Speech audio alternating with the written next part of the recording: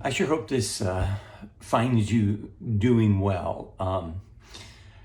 It's hard to believe that 2021 is rapidly coming to an end. I can't believe that we are already this far into another year. But I want to encourage you and ask you to think about, what is it that you hunger for? What do you find your life consumed with?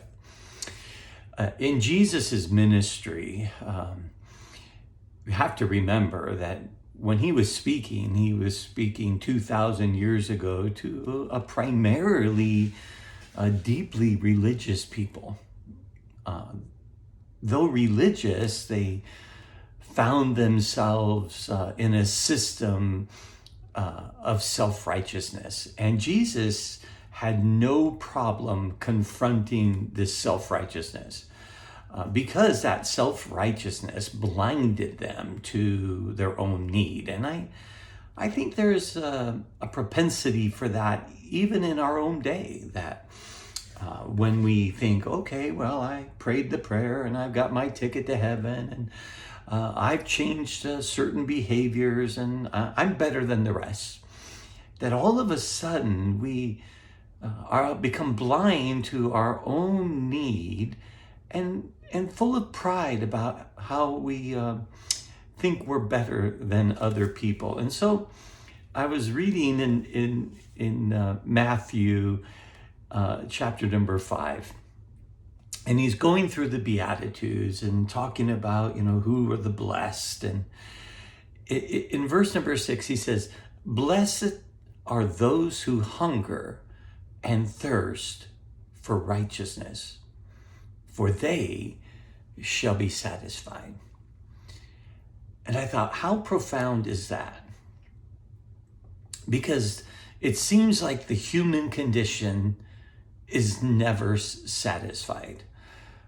I know from generation to generation, our expectations only increase. I remember my father telling us stories about growing up in the Great Depression and how, for a quarter you could, go to a show and buy a hot dog and popcorn and a soda, and how poor they really were.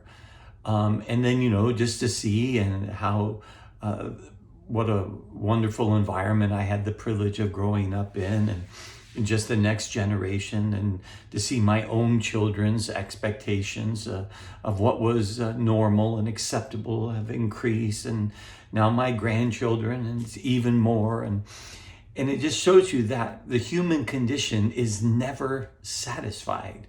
It's never enough. And so Jesus reminds us that the blessed life is not a life with more and more stuff, but the blessed life is the life that has its affections, its passions, all centered in the King and the kingdom. He says, "Blessed are those who hunger and thirst for righteousness." Now, don't let that become a legalistic mindset where you think you need to develop a deeper self-righteousness, because that's not what he's saying. But let your passions and your pursuits, your hungers and your thirst be all about righteousness. And what is righteousness? Well, it's our right standing, our right living, our right experience with God. But it's not what we do, but what he's done and what he does through us. Because righteousness is not a thing, but a who. He who became sin for us. He who knew no sin became sin for us. I use this verse all the time, but it's important to remember that we might be made the righteousness of God in him.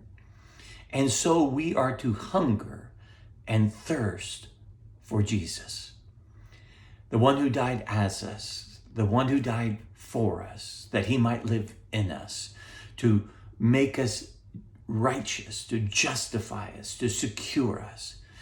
When our life pursued is him, his righteousness, what he has done for us and what he wants to do through us, then and only then are we satisfied.